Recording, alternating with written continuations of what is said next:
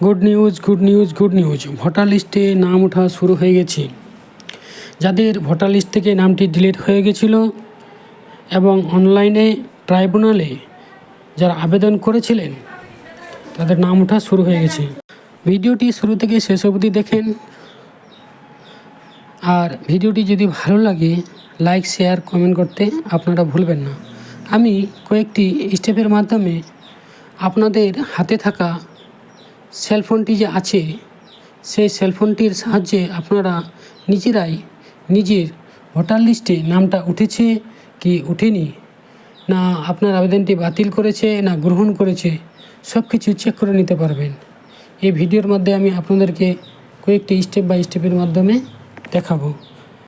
গুগলে ভোটার লিখে সার্চ করবেন, যেখানে ভোটার কথাটা লেখা আছে সেখানে আপনারা ক্লিক করবেন।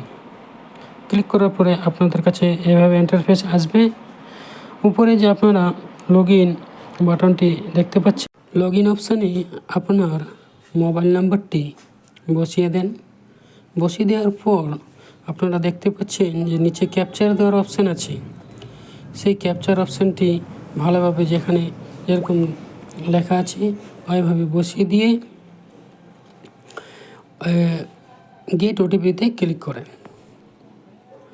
ওটিপি আপনার মোবাইলে আসবে। ওটিপিটি দেখে দেখে ঠিক করে লেখেন। ওটিপিটি ঘরে বসিয়ে দেন, দেখে দেখে লিখে ঘরে বসিয়ে দেন। বসিয়ে দেওয়ার পর লগ ইন বাটনে ক্লিক করেন।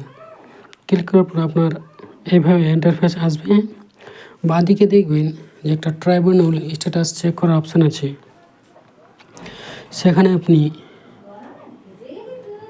ক্লিক করবেন। ক্লিক করার পর যে আপনার যে ভোটার কার্ড নাম্বারটি আছে সেই ভোটার কার্ড নাম্বারটি দেখেন ডান পাশে ঘরটাতে লেখার একটা অপশান আছে, দেখিয়ে দিচ্ছি আপনাকে।